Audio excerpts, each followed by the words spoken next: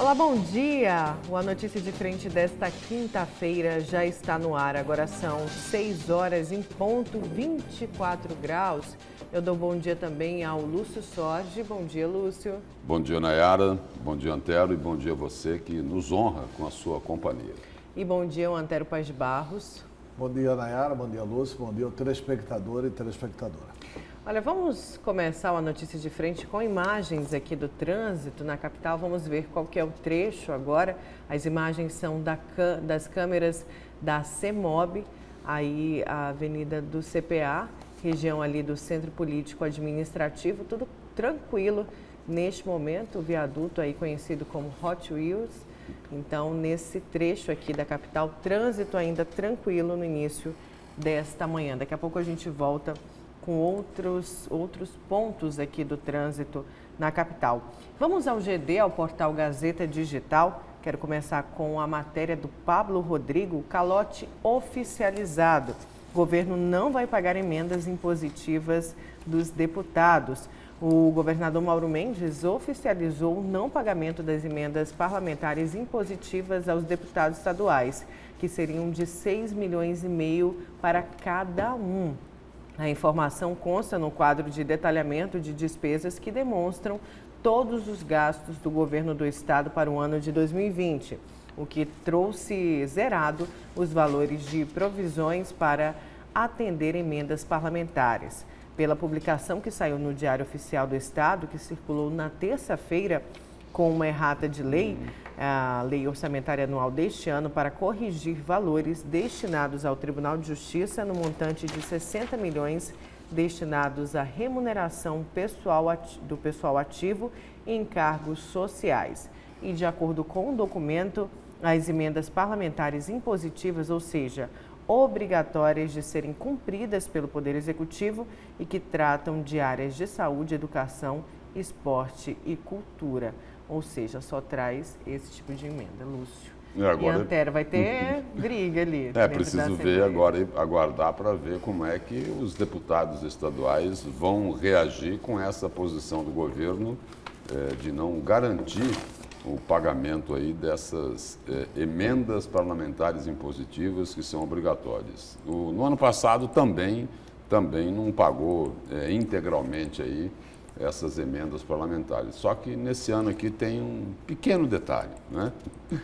Este ano é um ano eleitoral e os deputados estaduais, eles precisam e querem mostrar serviço nas suas bases eleitorais. Esperar aí para ver como é que eles vão reagir, porque tem aí um outro componente também, né?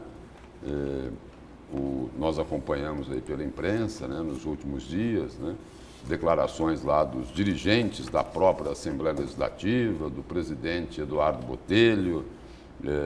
O governador Mauro Mendes até concordou com o que o presidente Eduardo Botelho disse, de que as medidas de ajuste, né, o governador não gosta desse termo, né, ele gosta de falar assim, medidas necessárias, né?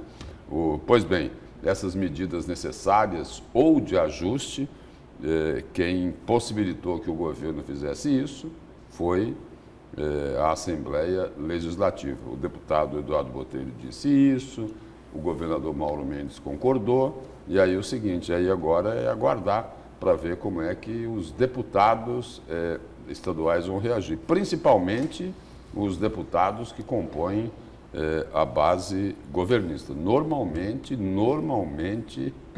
a chiadeira costuma ser grande, né? Eles fazem biquinho e biquinho grande quando tem esse tipo de problema aí de não liberar as emendas parlamentares. Biquinho?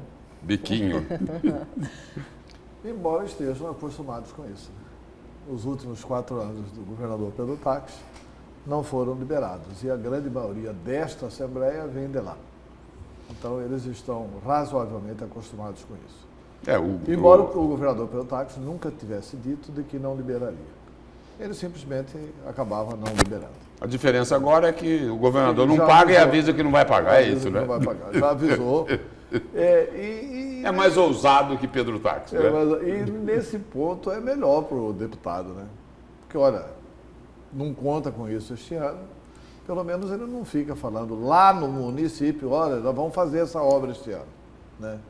E essa coisa de emenda tem que ser regulamentada. Eu não sou contra a emenda, não. Eu acho que emenda é uma forma do parlamento participar do desenvolvimento do município. Muitas vezes é o deputado. Tinha que ser organizada, né, Antero? Tem que ser dentro do planejamento de desenvolvimento do Estado. Eu não posso aqui, da minha cabeça, criar que, olha, vou fazer aqui uma ponte entre nesta estrada, sendo que não tem nenhum projeto do governo de asfaltar, de consertar, de resolver o problema dessa estrada. Não pode ser uma emenda assim, de iniciativa da cabeça do parlamentar. Quer dizer, tinha que regulamentar isso. Algumas regulamentações que eu acho que seriam necessárias. Primeiro, metade das emendas tinha que ir para a área de saúde, como é em Brasília. Metade das emendas tem que ir para a área da saúde. Aí, 20% das emendas tem que ir para a educação, ou 25%. E aí o resto destina dentro do planejamento do Estado. Mas o Estado resolveu não pagar as emendas impositivas dos deputados. E eu acho que, até para fazer justiça a esse título, né, de emendas impositivas, vai chegar uma hora que a Assembleia vai ter que bater o pé, né? Uma hora, alto lá, está na lei, vocês vão ser obrigados a pagar sim. Vocês que se adequem. Então é muito melhor regulamentar como é que faz essa questão da emenda do que proibir. Certo, eu quero saber os destaques de vocês para hoje. Vamos começar com o seu, Antero. O meu é o seguinte, o Senado mudou o posicionamento, Selma Arruda está cassada e a oficialização disso começa no dia 3 de março, ou será no dia 3 de março. E uma curiosidade, a Selma Arruda, qual foi o principal bordão dela na campanha eleitoral? Como é que ela se elegeu? Eu sou Selma, né, combati a corrupção, etc e tal. Eu sou a senadora do Bolsonaro, não é isso? Quem vai relatar a cassação de Selma é o líder do Bolsonaro. É o líder do Bolsonaro que vai relatar a cassação da Selma Arruda. É isso. E o seu, Lúcio? Meu destaque de hoje é para dizer que os barões do agronegócio aqui de Mato Grosso estão de novo no olho do furacão. É que o deputado Wilson Santos fez um pronunciamento com acusações aí gravíssimas contra as entidades mais poderosas do agronegócio aqui de Mato Grosso. Ele foi objetivo, foi claro, foi direto em relação à Fundação Mato Grosso, a AMPA, que é a associação lá dos produtores de algodão, e também contra a poderosíssima AproSoja. Isso por conta de uma ação direta de inconstitucionalidade que está lá no Supremo Tribunal Federal, e o mato-grossense Gilmar Mendes, o ministro Gilmar Mendes, será o relator. E aí essa ação aí é patrocinada pela Sociedade Rural Brasileira. E o deputado Wilson Santos diz o seguinte: olha, gente, vamos parar de conversa fiada. Quem está por trás disso são essas entidades poderosas do agronegócio aqui de Mato Grosso. E o deputado Wilson Santos, que acabou recentemente aí de aderir à base do governo, ele vai mais longe. Ele diz o seguinte: o que essas entidades estão fazendo, tipo assim, escondendo a mão e colocando à frente dessa ação a Sociedade Rural Brasileira. Ele diz o seguinte, que estas entidades estão praticando um crime, para usar o termo dele, um crime de lesa pátria. É o meu destaque de hoje. Certo, daqui a pouco então a gente volta a falar desse assunto. Eu quero dar um giro nas notícias nacionais para falar de mais uma polêmica envolvendo o ministro Paulo Guedes. Vocês se lembram quando ele comparou aí o servidor público com parasitas? Desta vez, ele disse que quando o dólar era 1,80, empregada doméstica ia à Disney, diz Paulo Guedes. O ministro da Economia, Paulo Guedes, afirmou ontem, quarta-feira, que quando o dólar estava próximo a 1,80, As exportações caíam, mas o país tinha todo mundo indo para a Disneylândia, a empregada doméstica indo para a Disneylândia. Fecha aspas, aí abre e fecha, fala do ministro Paulo Guedes. Ele afirmou que, ao dar o exemplo da empregada doméstica, quis dizer que a taxa de câmbio estava tão valorizada, real fortalecido, que todo mundo estava indo para a Disney, até as classes mais baixas. Abre aspas, todo mundo tem que ir para a Disneylândia conhecer o Walt Disney, mas não ir 3, 4 vezes ao ano, até porque com o dólar 1,80 tinha gente indo 3 vezes ao ano. Vai para Foz do Iguaçu, Chapada da Diamantina, conhecer um pouco do Brasil, conhecer a selva amazônica e da quarta vez conhece a Disneylândia. Então é só isso que eu digo, mudamos o mix, disse o ministro Paulo Guedes. Aí ele deu um exemplo que eu quero trazer aqui para vocês. Ele está defendendo o dólar alto, né?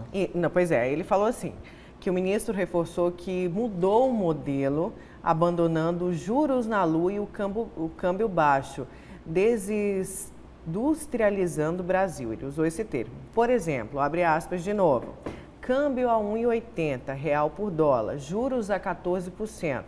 Vamos fazer o contrário, botar juros 4% e o câmbio a R$4 também.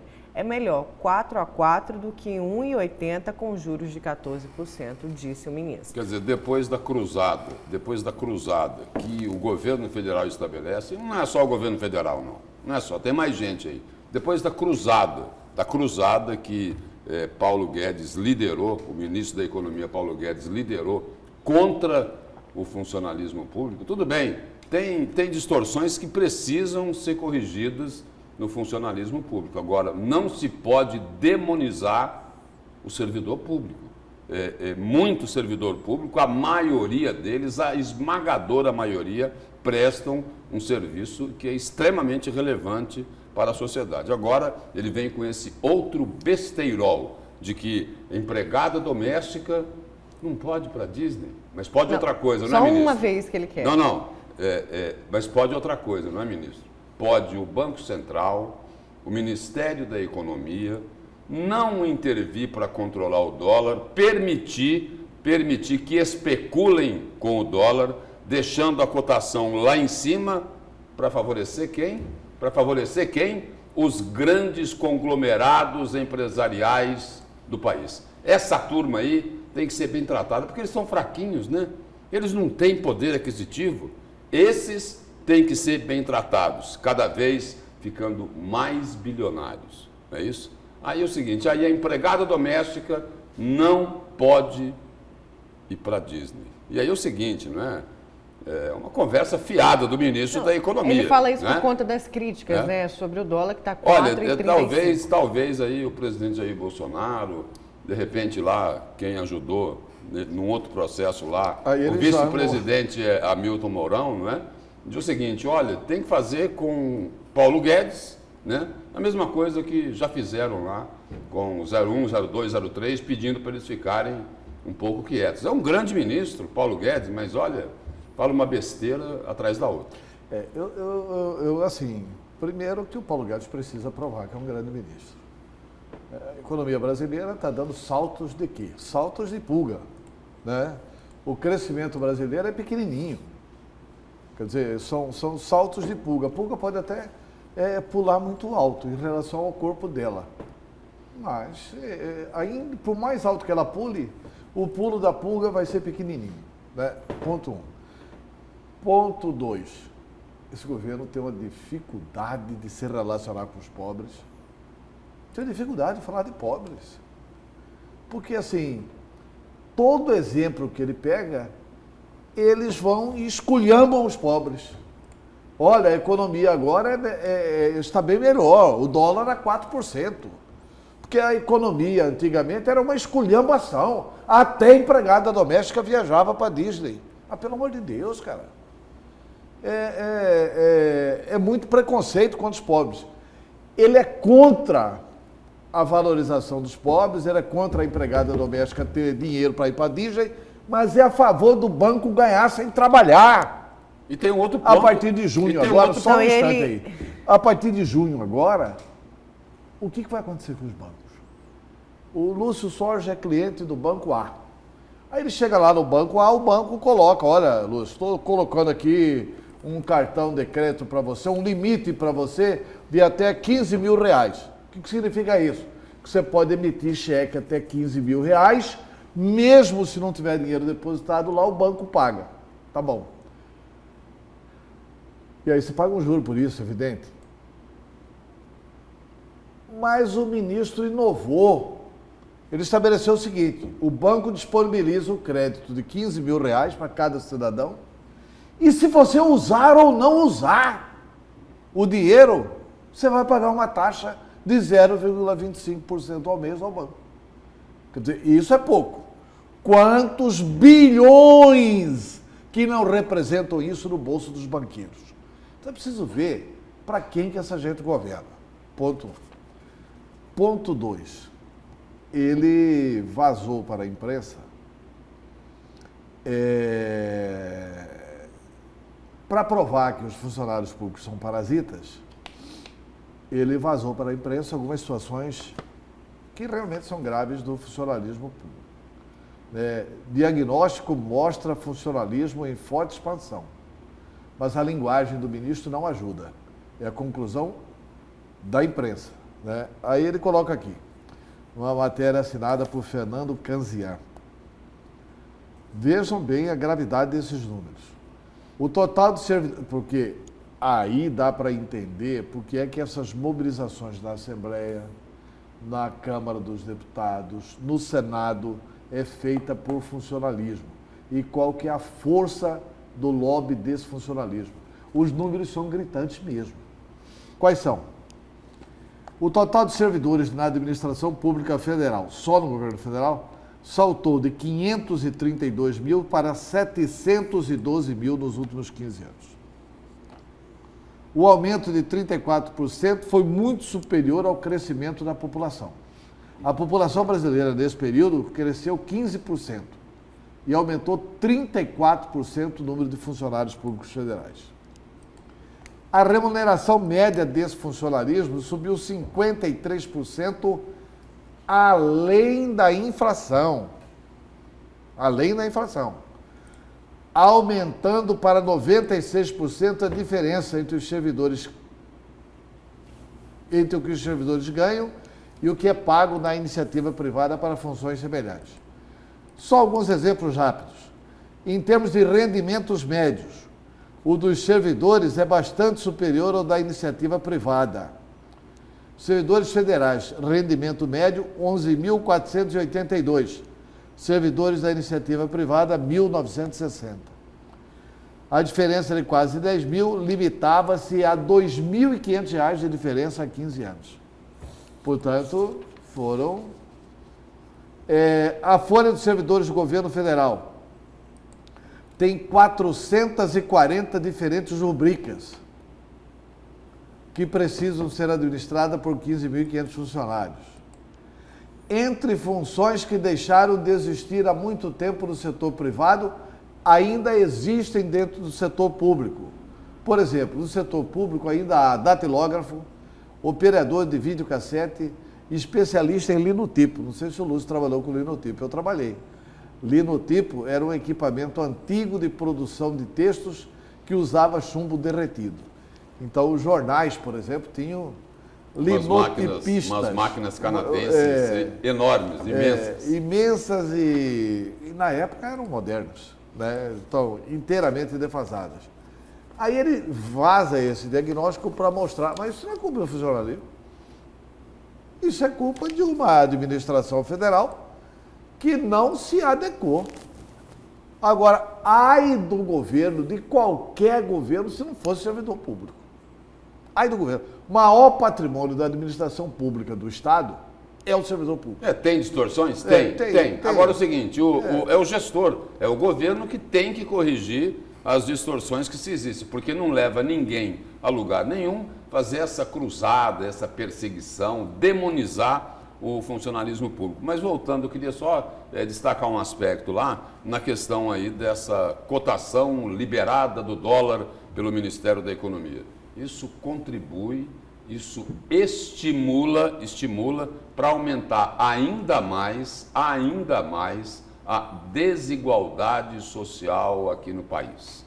Faz crescer de forma gigantesca esse abismo que já é enorme entre os pobres e os ricos. E aí o governo agora diz que vai começar a discutir e tal, mas até aqui resistia em taxar as grandes fortunas. Ou seja, eles não querem mexer com os bilionários. Ao invés de sair em defesa dos pobres, dos menos favorecidos, do assalariado, eles ficam o seguinte, eles ficam dedicando, se esforçando, colocando muito empenho, muito trabalho para defender quem tem muito, quem já tem muito.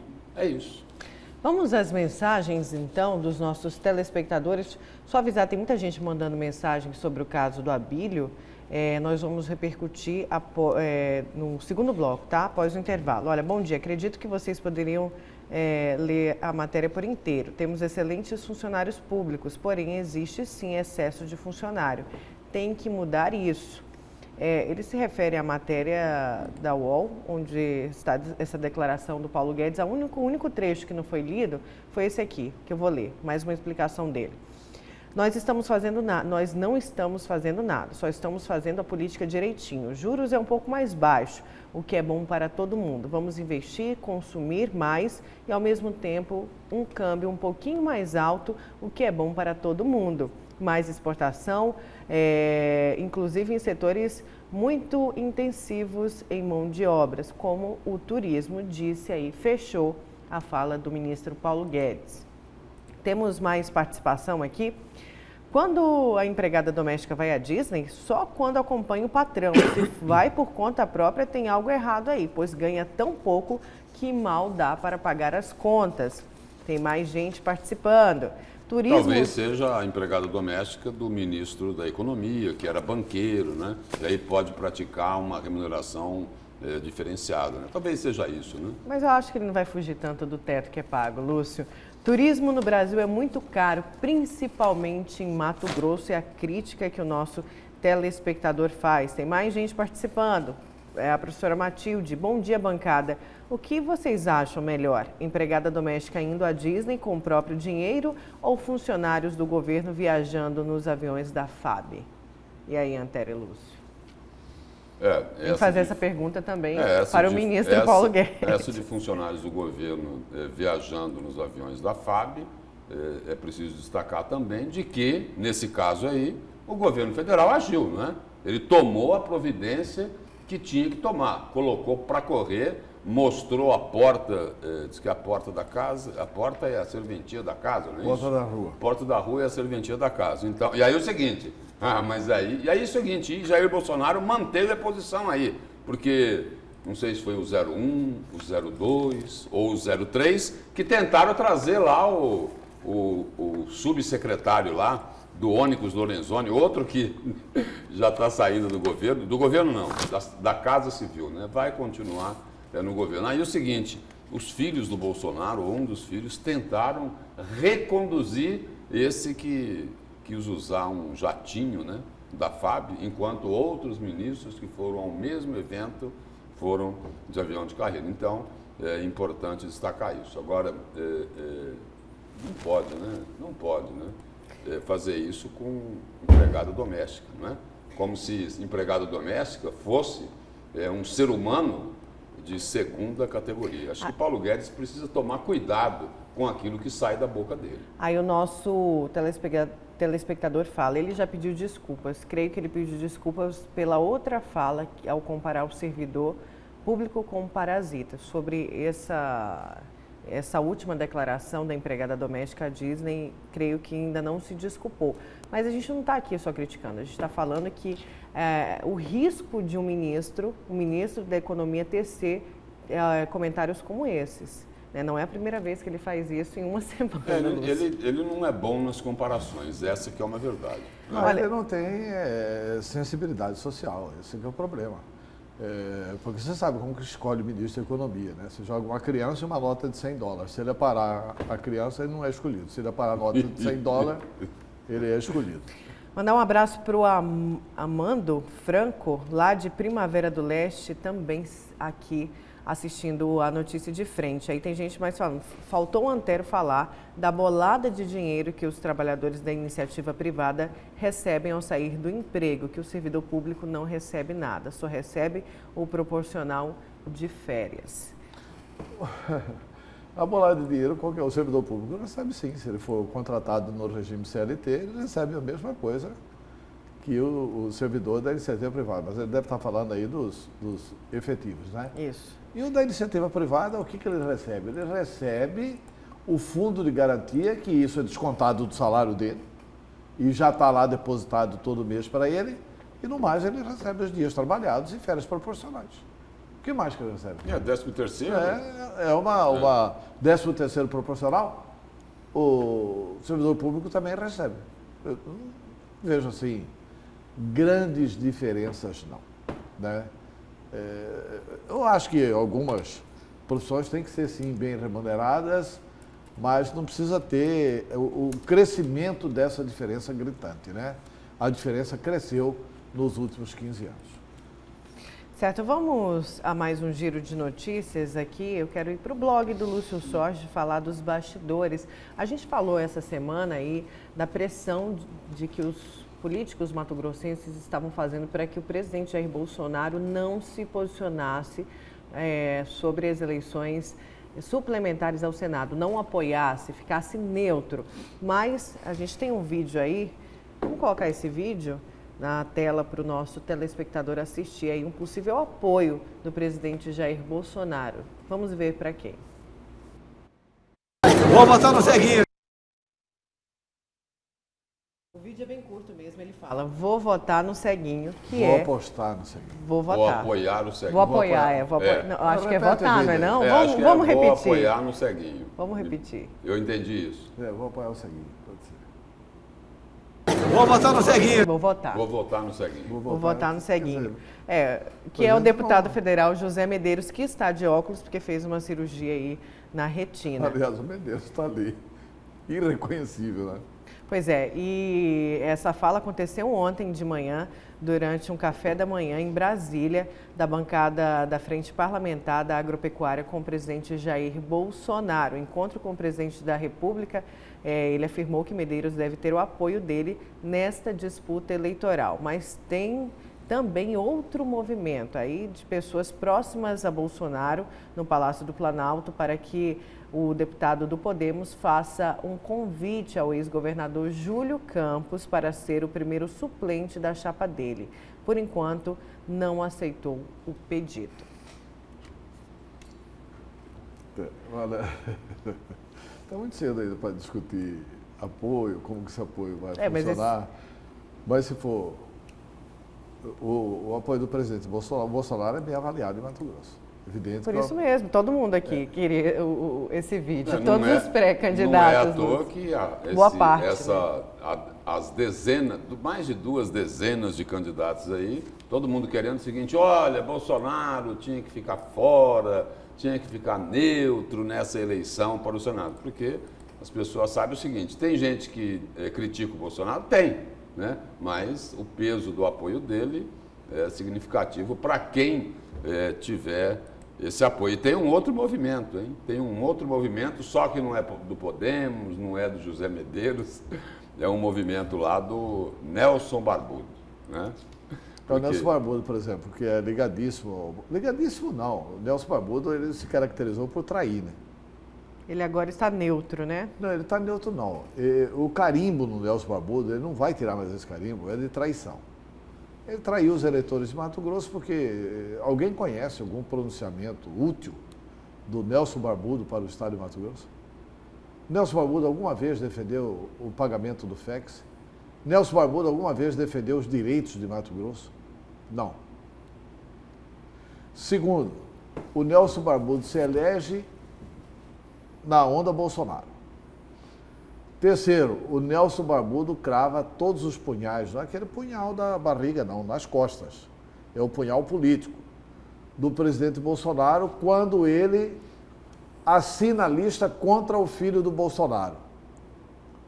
Aí depois ele trai o PSL. Primeiro ele traiu agradando o PSL, depois traiu o PSL querendo ir por Aliança pelo Brasil do presidente Bolsonaro. E agora ele quis ser candidato a senador pelo PSL e o PSL respondeu que não.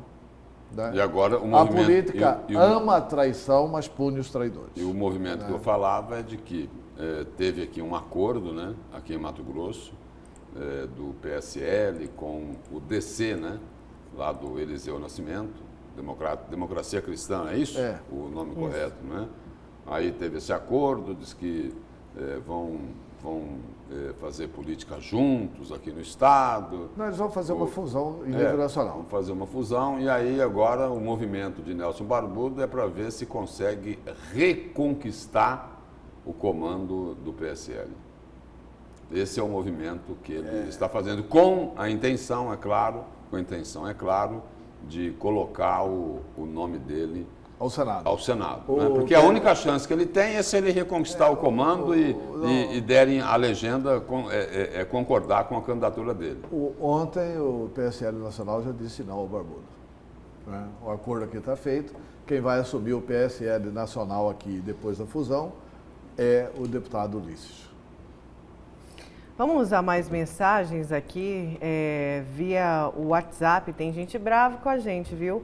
Por conta do comentário. Olha, limpem um pouco o veneno de suas bocas e aceitem que o governo Bolsonaro é o melhor de todos os tempos. O Dante começou a maldita transição do regime militar para essa bagunça chamada democracia, ou seja, deve ser a favor do regime militar. Vocês, como repórteres, devem saber que vivemos num país onde temos a liberdade de falar o que quisermos. Portanto, o Guedes pode falar e pensar o que ele quiser. Pois é, mas pela fala aqui, eu acho que o nosso telespectador preferia o regime militar e aí não teria essa liberdade toda. É uma manifestação, respeitamos, por exemplo, respeitamos... Que a gente respeita, agora o regime militar não respeitava. Nós respeitamos a opinião do telespectador, dele, do telespectador. Agora, ele parece não respeitar outras opiniões. Não é isso? É o que acontece, por exemplo, lá na rede social.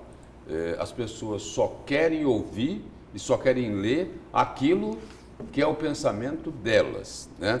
Eles não conseguem conviver com as diferenças. Por exemplo, vamos pegar aqui, pega aí para mim, Nayara, por favor, só para comprovar que as pessoas têm dificuldade em conviver com as diferenças, e é lógico, a gente respeitando aqui a opinião do telespectador. Leia para mim as 4 primeiras palavras da mensagem dele. Limpem um pouco o veneno de suas bocas. Pois bem, nós não estamos aqui com veneno, certo? E aqui é o seguinte, também não precisamos de fazer nenhuma limpeza, não é isso? Não precisamos fazer nenhuma limpeza, porque o que nós estamos fazendo aqui é uma análise, né? Do besteirol do senhor Paulo Guedes, de investir contra o funcionalismo público, chamando de parasitas, e investir contra as empregadas domésticas. É isso que nós estamos criticando aqui. Nós não falamos aqui que o governo Jair Bolsonaro não presta, não dissemos isso em nenhum momento. Eu, por exemplo, aqui, o Antero até discordou em parte da minha colocação, eu disse que Paulo Guedes é um bom ministro da economia. No entanto, o telespectador não levou isso em consideração, mas nós respeitamos a sua opinião. A economia brasileira deu uma melhoradinha, sim, mas o Paulo Guedes entende de economia. Mas a economia brasileira tem muito a crescer e muito a evoluir. Tomara que dê certo, lógico. Né? A gente sempre torce pelo país, mas, como disse o Lúcio, críticas têm que ser feitas e para um ministro tecer comentários como esses, não dá. E nós preservamos tanto o espírito democrático que estão colocamos aí todas as opiniões. Se o governo fosse assim, todo ele bom, isso, por exemplo, hoje o presidente Bolsonaro está tirando o Onix da Casa Civil. Sim, mexidas no governo são absolutamente naturais. Ele vai para a cidadania. Está tirando o médico Osmar Terra do Ministério da Cidadania e devolvendo para o Congresso Nacional. E o médico Osmar Terra fez um bom trabalho social lá na cidadania. E quem deve ir para lá? Proibindo, inclusive, a fraude. E quem deve é o Onix que vai para lá. Quem deve ir para lá, porque foi ele que indicou Osmar Terra. E ele que indicou Osmar Terra. Então, assim, o próprio governo Bolsonaro mexe na equipe dele. Quer dizer, essa perfeição toda que ele quer dourar a pílula aí não existe na própria avaliação do presidente Bolsonaro. Agora são 6 horas e 35 minutos. O deputado estadual pelo PT, Lúdio Cabral, participou ontem do Jornal do Meio-Dia. Confira os principais trechos dessa entrevista.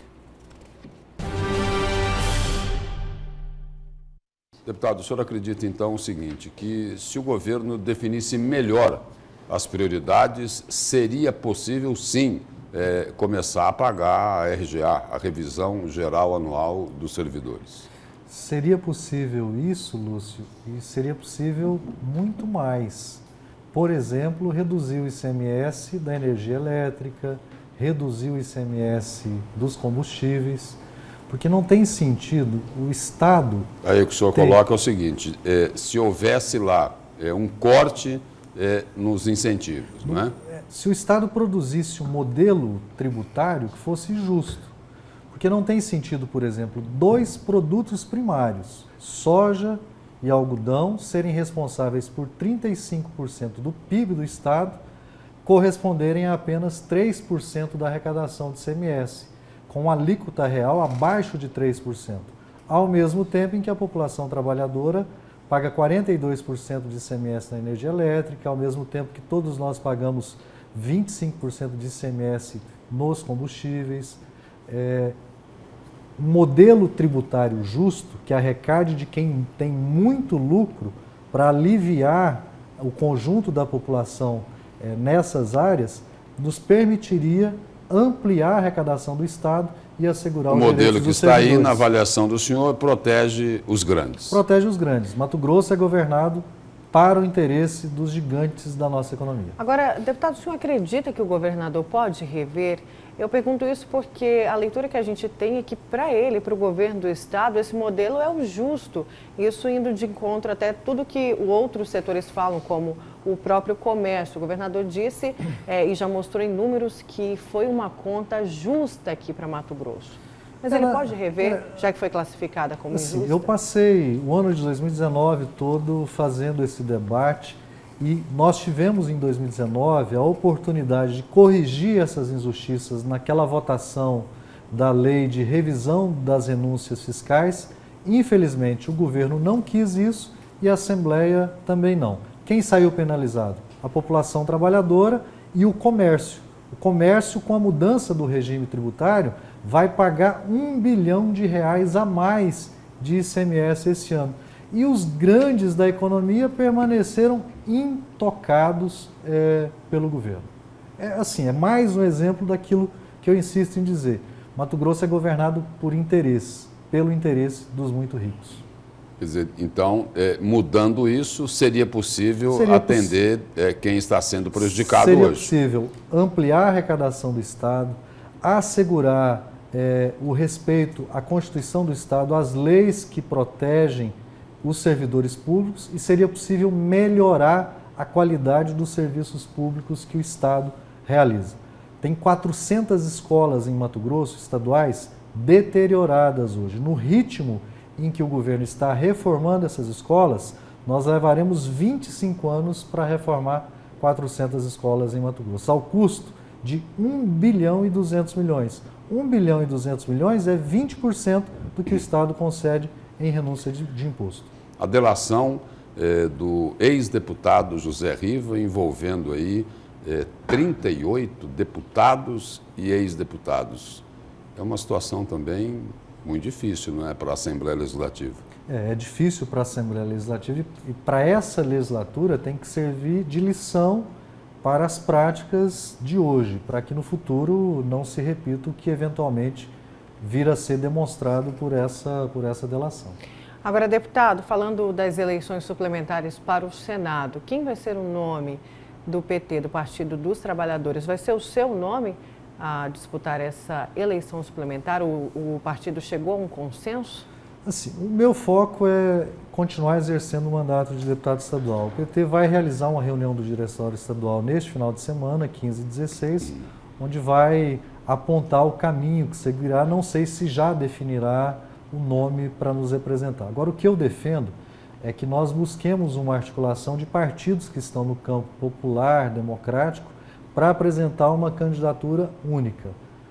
Todos esses partidos apresentando os seus nomes, colocando na mesa, sem nenhum tipo de imposição, e no diálogo identificar o melhor formato da chapa para representar esse campo popular democrático, a defesa dos direitos da nossa população, para enfrentar os candidatos dos gigantes da economia e para enfrentar o candidato ou os candidatos do bolsonarismo. Agora, para o senhor, fica a impressão de que querem definir quem será o próximo senador da República por Mato Grosso antes da eleição? Tem as movimentações que a gente percebe de que há um esforço... Estão querendo preparar um pacote fechado para o eleitor? Aqueles que detêm o poder econômico e o poder político no Estado querem, de qualquer forma, ocupar essa cadeira no Senado. Agora, tem que combinar com a população, e a população percebe que hoje precisa de ter representantes que defendam os seus interesses e não interesses de setores econômicos muito privilegiados aqui no Estado. Quer dizer, o eleitor tem que ficar alerta, porque é o seguinte, vai ter aí o candidato dos agrupamentos políticos e dos conglomerados empresariais. Exatamente, exatamente. Eu sempre uso um exemplo bem prático. A carne subiu muito nos últimos meses, né? Se o Senado tiver que votar a questão do preço da carne, o senador de Mato Grosso vai votar a favor de quem? De quem compra a carne no açougue ou dos grandes pecuaristas? Nayara, é o seguinte, os dados do Lúdio são muito relevantes, né?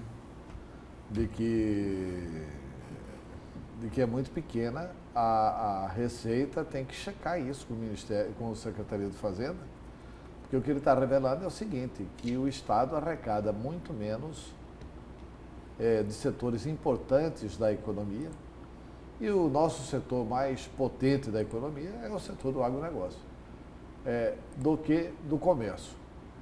Quer dizer, tem que ver, primeiro, historicamente, como é que isso sempre foi. Porque, na verdade, também é por causa da força do comércio. Isso é um ponto inegável. Na história, inclusive, do desenvolvimento de Mato Grosso. Agora, tem que avaliar essas ponderações do deputado Lúdio, que fala coisas muito importantes aí nessa entrevista. E tem pontos que existe espaço para a intervenção do governo, basta ter vontade política para fazer isso. Tem uma outra informação, não está presente nessa entrevista aí, mas é uma informação do deputado Lúdio Cabral que é um verdadeiro absurdo, é um assinte, é uma provocação, que é o seguinte, a informação é de que aqui, não é no Brasil não, aqui em Mato Grosso tem nada mais, nada menos do que 800 milhões de reais de incentivo fiscal para o agronegócio. É justo isso? É justo? Para o agronegócio ou para o agrotóxico? Não, para o agrotóxico. Para o agrotóxico. Obrigado, Antero. Para o agrotóxico. É justo isso?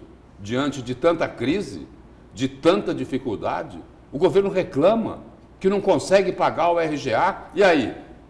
Dá 800 milhões, mantém os 800 milhões de incentivo para o agrotóxico, ou seja, está colocando dinheiro público no veneno, que já denunciaram, está matando e provocando doenças na população. É justo isso? Olha, a gente tem que ir para um breve intervalo. Na volta, temos várias mensagens aqui sobre a cassação do Abílio Júnior. A gente vai voltar com esse assunto após o intervalo e também vamos voltar a falar das críticas, aí o Lúcio, que é comentário do Lúcio, as críticas que foram tecidas ao agronegócio por parte do deputado Wilson Santos. Vamos com imagens do trânsito aqui na capital? Vamos ver aí, através das câmeras da CEMOB, qual que é a região do trânsito agora. É a República do Líbano, né? Saída ali para Guia, Chapada dos Guimarães. Agora sim, dá pra gente ver melhor ali esse trecho já movimentado, viu? Trânsito fluindo, mas a gente já vê um movimento maior de carros. Agora 6 horas e 45 minutos.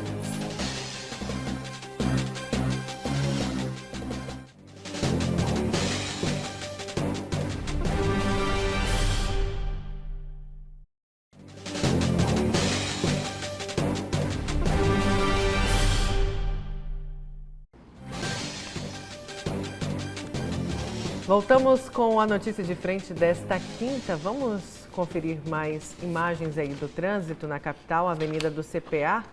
Ali é a região do Ginásio Verginho, entrada para o CPA 1. A câmera mudou aí de posicionamento, mas o trânsito é nesta região que também flui, né? Está mais um pouquinho movimentado por conta do horário, quase 7 horas, mas o trânsito fluindo. Olha, agora sim a gente vai falar sobre a cassação do Abílio Júnior. A Comissão de Ética da Câmara Municipal de Cuiabá votou ontem pela cassação do vereador Abílio Júnior por quebra de decoro parlamentar. A sessão da leitura do relatório foi tensa e com muito bate-boca. Os detalhes com a Luciana Gavilha. A leitura do relatório chegou a ser suspensa com a ausência de um dos membros da Comissão de Ética. 3 horas depois, a comissão voltou a se reunir para seguir os trâmites regimentais. O relator, o vereador Ricardo Saad, leu as 40 páginas do relatório.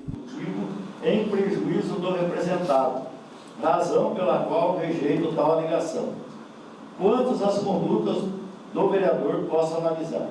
O relator avalizou que o vereador Abílio Júnior infringiu inúmeros artigos do Código de Ética da Câmara, cometendo a quebra de decoro parlamentar, ao ter um comportamento indecoroso na Câmara e também no Hospital São Benedito, durante os trabalhos de fiscalização da CPI da Saúde. Manteve ainda comportamento indecoroso contra o Estado de Direito, atentado contra a dignidade e contra o pluralismo político. Com esta avaliação, votou pela cassação de Abílio Júnior.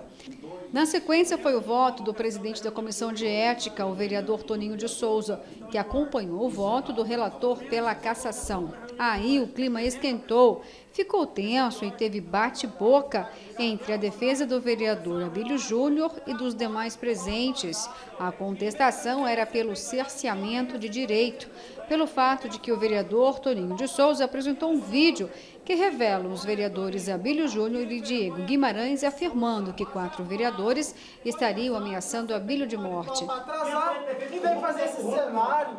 Fazer o quê, cara? Capaz, pau mandado. Pau mandado do prefeito. Na minha opinião, esse relatório planta nulidade na Operação Sangria. Pau mandado. Planta nulidade na Operação Sangria. Querendo plantar prova nula para tentar anular lá e salvar o Arque. Tem interesse de salvar o Ruar. Tem interesse de denunciar isso. Quero denunciar isso. Tá? Alô, Ministério Público. Fazer o quê? Ministério Público, estão plantando nulidade na Operação Sangria. Estão plantando e querem caçar a prisão do secretário essa denúncia. Chama vergonha. É um instrumento que vai acabar todas as provas da Sangria. De provocação. Esse relatório planta nulidade na Operação Sangria. O vereador Vinícius Ugnei também votou pela cassação, sob protestos. Valeu o aumento de salário? Valeu o aumento de salário? Valeu? Está digno? Está salvo? Parabéns. O vereador Abílio Júnior se defende ao afirmar que a tentativa de cassar o mandato dele envolve questões políticas e que ele teria apenas cumprido seu papel de agente fiscalizador na CPI da Saúde, que resultou na prisão do ex-secretário de Saúde do município, Ruarque Douglas. E aqui, junto com o vereador Ricardo Saad, fizeram 2 acusações. Uma, de que eu teria fiscalizado o Hospital São Benedito, mas não tem provas. E o fiscalizado ruim, né? E não tem provas de acusação contra mim. E o segundo ponto, de que eu falei que alguns vereadores estavam me ameaçando. Que de fato estão, é só vocês assistir todos os dias. Tem um querendo me agredir fisicamente, outro verbalmente. Então, direto, eles estão me agredindo. A gente não tem provas de que eu fiz algo de errado. Mas tem provas de que o prefeito fez. E os mesmos vereadores, Ricardo Saad, Toninho de Souza, que estão defendendo o prefeito das coisas erradas, estão querendo caçar meu mandato para tirar essa pedra do caminho do prefeito. O advogado do vereador Abílio Júnior avalia pedir a nulidade da votação do relatório da Comissão de Ética por inúmeras arbitrariedades e cerceamento de direito. O processo em si é eivado de vícios, testemunhas cruciais que deveriam ser ouvidas foram negadas pela Comissão de Ética, testemunhas que iam trazer a formação cognitiva, principalmente no tocante ao fato fato do Hospital São Benedito, onde é ali que o vereador faz a fiscalização, e se ele estivesse errado, não resultaria na prisão, como resultou na prisão do secretário Ruark. Então, aonde estão as provas que comprovam que ele abusou? Pelo contrário, ele fez o seu ato fiscalizatório, que é que toda a população cobra. Que essa convocação de forma urgente, onde a defesa toma conhecimento pela imprensa, o próprio acusado não recebeu a notificação, uma convocação feita no final da tarde de ontem, sem respeitar 24 horas, para 7 horas da manhã, está aqui, fazer uma leitura de relatório da forma como foi feita, e aqui hoje ainda, cerceado a manifestação e as prerrogativas do advogado de defesa, onde o presidente nega a manifestação deste advogado. Mesmo diante da unanimidade dos votos em relação ao relatório de cassação do vereador Abílio Júnior, isso não significa que ele já foi cassado. Se essa sessão não for anulada, o documento será encaminhado para a Comissão de Constituição, Justiça e Redação, a CCJ, e, posteriormente, o relatório vai ao plenário. Para que o vereador seja cassado, são necessários 13 votos. 3 testemunhas arroladas de acusação pelo Oséias. As 3 testemunhas, uma foi fato notório, veio aqui e relatou o conluio, inclusive falando que teve acesso em conversas anteriores, que veio mandada para prejudicar o vereador Abílio. A outra testemunha fez uma leitura de um texto, uma coisa mais ridícula possível, ou seja, um texto preparado, e uma das testemunhas que acompanhou o Abílio no acesso aos computadores, simplesmente a comissão de ética não quis ouvir essa testemunha arrolada pela acusação. Então, as testemunhas em nenhum momento falam que o Abílio foi agressivo, simplesmente pelo fato dele falar alto. Se falar alto incomoda alguém, que continue falando alto e descobrindo as falcatruas dessa prefeitura. Olha, antes de comentar, um minutinho, Antero, vou pedir só para a participação do telespectador, 2 participações e a gente vai para o comentário. Bom dia, estamos vivendo uma ditadura na Casa dos Horrores. A Comissão de Ética, representada por Toninho de Souza, não permitiu e não permite Abílio nem o advogado falar nada. Que direito de defesa é esse? É uma pena, Saad mancha a sua história com essa armação. O Wendel da Lixeira, temos mais participação aqui. Sobre este assunto. Pode comentar, Antero, que eu perdi aqui. Bom dia, bancada. Com muita tristeza, estamos decepcionados com o vereador Toninho de Souza. Continua não lendo. Já em 2011, ele declarou que não leu o projeto de venda da Sanecap. Ele nunca fiscalizou nada e agora quer tirar um colega dele que fiscaliza. Muito triste novamente com essa atitude. É o Gerson, do bairro Dom Aquino. Antero. Olha, na verdade é o seguinte... por mais que a gente tente se conter, né, a gente não consegue, né, mesmo na condição de jornalista, perder a capacidade da indignação. Não dá. O que a Câmara tem feito é o seguinte, a Câmara defende alguns atos improbos da Prefeitura de Cuiabá. Essa acusação do vereador Diego constar do relatório do vereador Ricardo Saad. O vereador Ricardo Saad, o vereador Uguinei, como que é o nome dele? O Uguinei lá da comissão? Vinícius Uguinei. E o vereador Toninho de Souza não merecem voltar à Câmara de Cuiabá. Essa que é a grande verdade. Porque o que eles escreveram lá foi para proteger a corrupção na Secretaria de Saúde e na Operação Sangria. Colocaram isso no relatório. De que o Abílio fez abuso ao fiscalizar lá o Hospital São Benedito. Essa fiscalização levou o Ruark para a cadeia e o subsecretário para a cadeia. E eles estão defendendo o quê? Defendendo a corrupção? Eu creio, inclusive, o seguinte, faltou uma coisa no advogado do Abílio Júnior falar. Sabe qual que é o remédio correto para isso? É entrar no Ministério Público Federal denunciando esses 3 vereadores, Toninho de Souza, Ricardo Saad e o vereador Uguinei, Vinícius Uguinei, por tentativa de obstrução da justiça e pedir a prisão deles. É isso que precisa ser feito. Porque o que eles estão tentando fazer aqui é uma tentativa através de um relatório pífio na Câmara, no Conselho de Ética, destruindo todos os princípios basilares do mecanismo de defesa, eles estão tentando aqui livrar a cara da corrupção da sangria. Quando a corrupção da sangria tem até delação. Ó, Ministério Público Federal, se isso aqui não é tentativa de obstrução da justiça, o que que é? Lembre-se que o senador Delcídio foi preso porque foi lá visitar uma pessoa para oferecer 50 mil reais para essa pessoa não falar nada. A Câmara de Cuiabá, através do Ricardo Saad, escreve, tem que pedir a prisão deles. Tem que pedir a prisão por tentativa de obstrução da justiça. Porque tentar enterrar a sangria, tentar enterrar a sangria é sangrar as pessoas de bem aqui de Cuiabá. Agora, e é preciso colocar também o seguinte, no que nós acabamos de assistir, que ocorreu ontem na Câmara, quem quebrou o decoro ali não foi o vereador Abílio Júnior. Quem quebrou o decoro foi a Comissão de Ética, com esse comportamento sem transparência, dificultando, quer dizer, criando dificuldades para o vereador Abílio Júnior, dando a impressão o seguinte, a decisão de caçar o vereador Abílio Júnior já está tomada. Porque é o seguinte, eu até falei ontem no Jornal do Meio-Dia, eu vou repetir, eles podiam até adotar um novo slogan lá na Câmara Municipal de Cuiabá. Quem fiscaliza, aterroriza. E só para concluir aqui, me chamou muita atenção, o silêncio ensurdecedor do vereador Toninho de Souza, depois que ele foi chamado de capacho pelo vereador Abílio Júnior.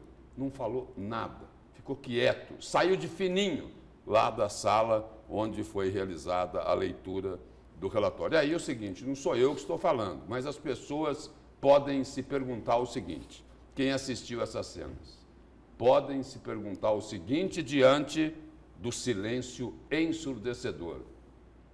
É verdade que quem cala consente? De repente, as pessoas podem estar se perguntando isso. Pois é, Lúcio e Antero, é só um questionamento. A gente vai voltar a falar mais sobre esse assunto aqui no A Notícia de Frente. Agora vamos para o seu comentário, Lúcio. Bom, meu destaque de hoje é o seguinte, de que os barões do agronegócio estão novamente no olho do furacão. O deputado Wilson Santos fez uma acusação gravíssima contra as entidades mais poderosas do agronegócio aqui de Mato Grosso.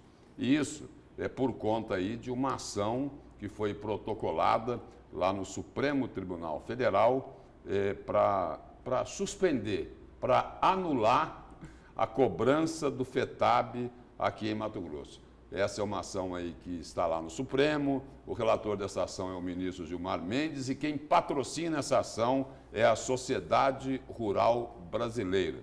Aí o Wilson Santos fez um pronunciamento lá na Assembleia e ele destacou o seguinte, não pensem, palavras dele, abre aspas, não pensem que somos bobos e acreditaremos que a AproSoja, Fundação Mato Grosso, a AproSoja é lá a Associação dos Produtores de Milho e Soja, a Fundação Mato Grosso e a AMPA, que é a poderosa associação aí dos produtores de algodão, ele diz, não pensem que vamos acreditar que a AproSoja, a Fundação Mato Grosso e AMPA não estão por trás disso, não assinaram, mas é lógico que os seus interesses estão sendo atendidos pela Sociedade Rural Brasileira.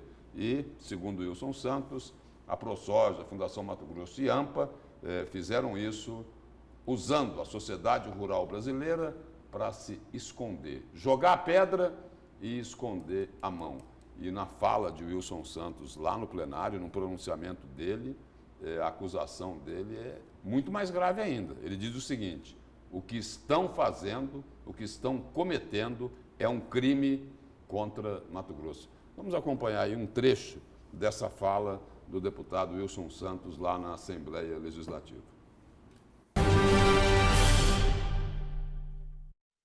Esse é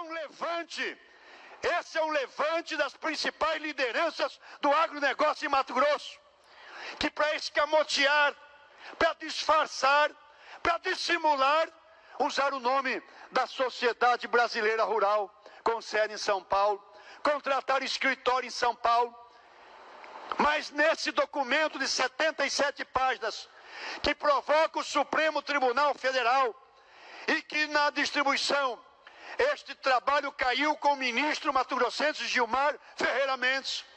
E eu espero que o ministro Gilmar, e aí eu quero provocar o presidente Botelho, nós temos que ir imediatamente ao ministro Gilmar, hoje, amanhã, sexta-feira, no máximo até segunda-feira, porque ele é mato-grossense.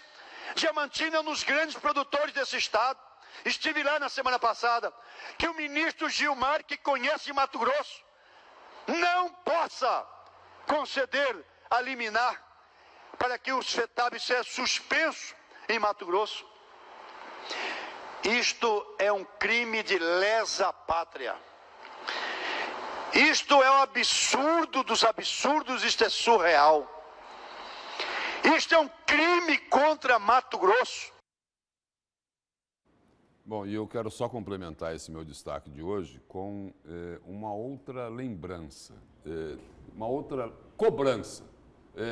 Recentemente esteve aqui o deputado Carlos Avalone, né, que é da CPI da sonegação, igual o Wilson Santos. Falou, olha, não tem mais dificuldade nenhuma para a Secretaria de Fazenda fornecer as informações sobre as exportações de Mato Grosso no período de 2013 a 2016, que movimentou quase 180 bilhões de reais e que existe uma suspeita de que pode ter tido maquiagem para sonegar ICMS. Bom, o deputado Carlos Avalone veio aqui e falou isso. Neste pronunciamento lá na Assembleia Legislativa, o deputado Wilson Santos, que é presidente da CPI da sonegação, voltou a lembrar que as informações foram pedidas e ainda não chegaram para a CPI.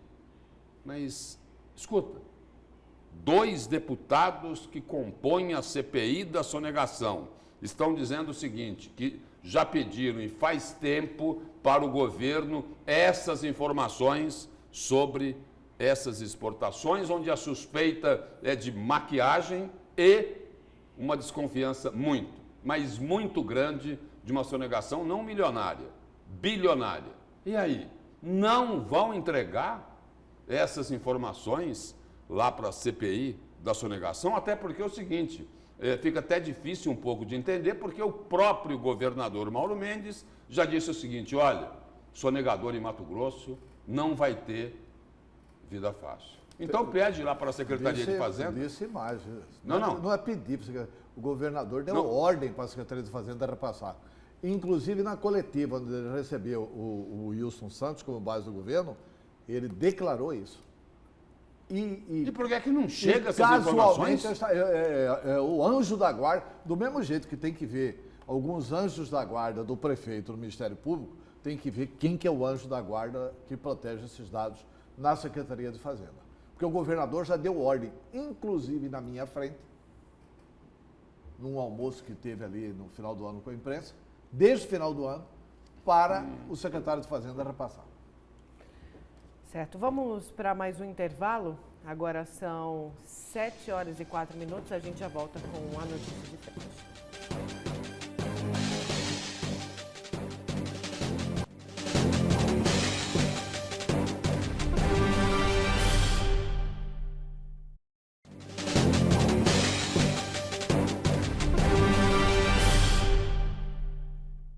Voltamos com a notícia de frente. Antero, antes do comentário do Antero, desculpa, vamos conferir o trânsito aqui na capital através das imagens da CEMOB, ali na região do Parque Mãe Bonifácia, a rotatória que vai para o Centro de Eventos do Pantanal.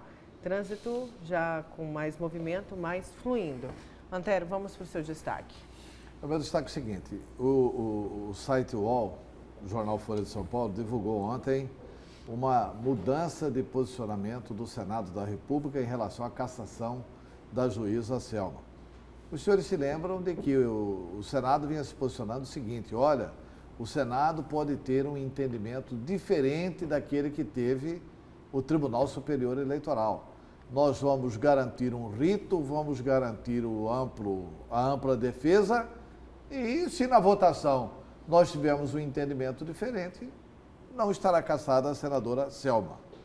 Ontem, o presidente do Senado, eu dizia aqui, o Senado não tem coragem de manter essa posição até o final, porque vai chegar um momento em que o Supremo Tribunal Federal vai pressionar o Senado. Deve ter pressionado. É dedução. Mas a informação é a seguinte: o presidente do Senado mudou o entendimento que havia divulgado na semana passada. E nesta quarta-feira disse o seguinte, ontem, que a mesa diretora da Casa não pode reverter a cassação da senadora juíza Selma, decidida pelo Tribunal Superior Eleitoral. Alcolumbre reuniu os integrantes da mesa e designou o líder do governo Bolsonaro, o senador Eduardo Gomes, do MDB do Tocantins, como relator do caso.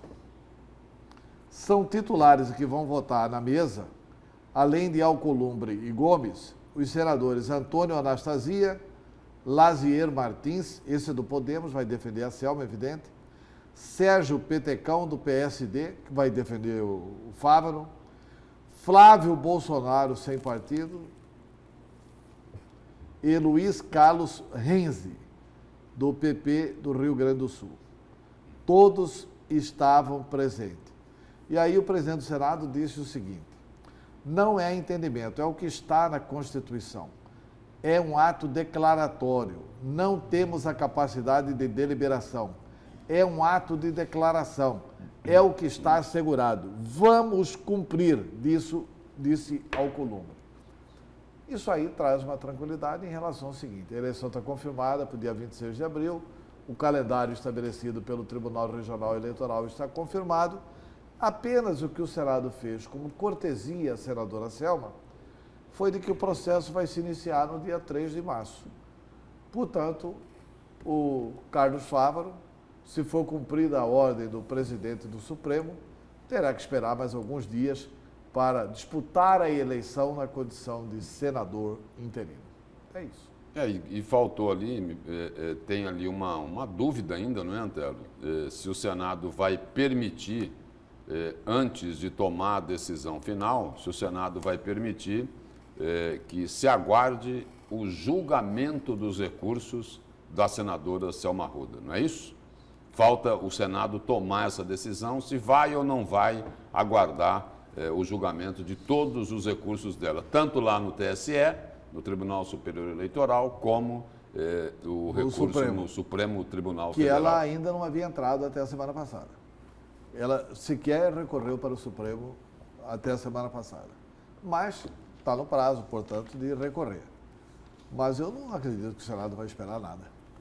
Eu acho que o Senado vai deliberar depois desses dias marcados aí. É isso. E vamos aqui ao jornal, o jornal Gazeta, ao jornal A Gazeta, Antero, falar das vagas aí no tribunal. Você pode emprestar aqui a capa do seu jornal, vou roubar aqui rapidinho. Isso aqui é um absurdo mesmo.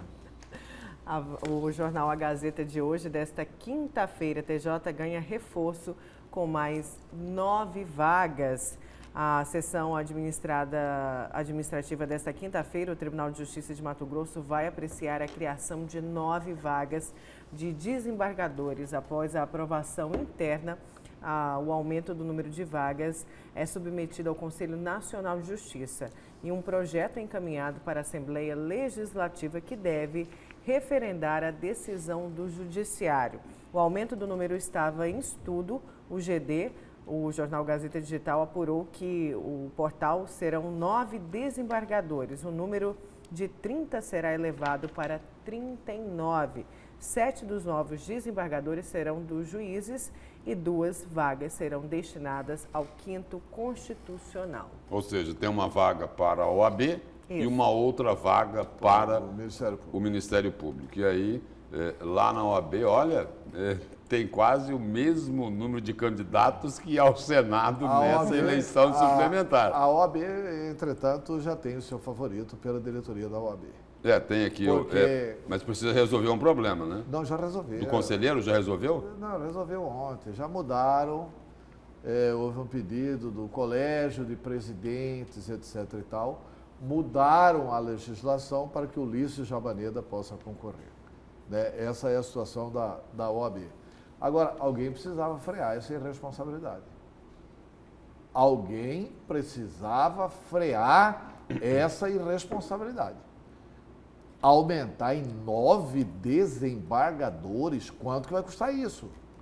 É que as pessoas acham que, olha, não vamos falar do Poder Judiciário, negativo. O Poder Judiciário tem que ter responsabilidade na contenção dos gastos públicos.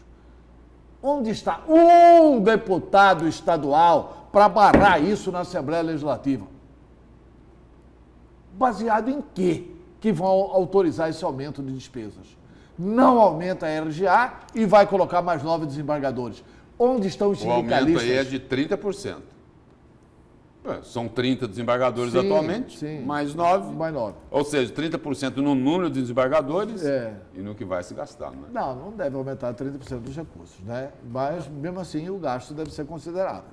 Até porque se aumenta o número de desembargadores aqui, tem uma questão lá que o Supremo decidiu com relação ao juiz de... Como que é aquele juiz de garantias? De garantias, que precisa ter mais juízes, etc. Então, olha, quem vai parar o Poder Judiciário? Doutor Ulisses, ou muda a justiça ou não muda o Brasil. Né? Vamos então, bom dia Antero, obrigada. Bom dia. Bom dia Lúcio, obrigada. Dia. Vamos encerrar com imagens de trânsito aqui na capital. Essa é a região do Fernando Correia, isso ali no General Vale. Pois é, isso mesmo, gente. Estamos aí com uma oscilação da internet, não conseguimos ler o restante das mensagens, mas amanhã a gente lê. Obrigada, gente. Até amanhã.